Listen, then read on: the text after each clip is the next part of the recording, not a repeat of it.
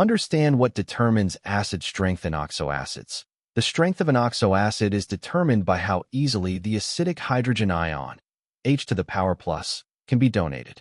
This is governed by two key factors: the polarity of the polar covalent OH bond, making it easier to break, and the stability of the resulting conjugate base after deprotonation. Compare the chemical formulas and structures of the two acids.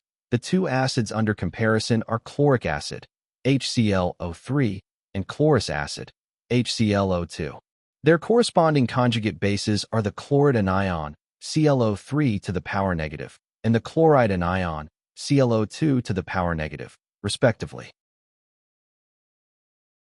Analyze the role of additional electronegative oxygen atoms.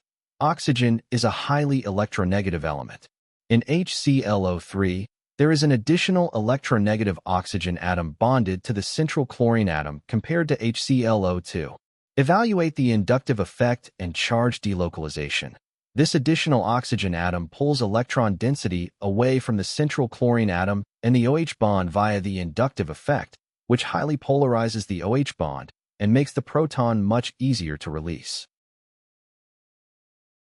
Furthermore, when the acid dissociates, the negative charge on the resulting conjugate base, ClO3 to the power negative, can be delocalized, spread out, over a larger number of highly electronegative oxygen atoms.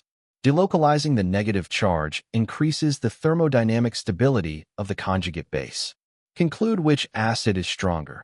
Because a more stable conjugate base corresponds to a stronger parent acid, HClO3 is the stronger acid because the additional electronegative oxygen atom stabilizes the conjugate base, confirming option B.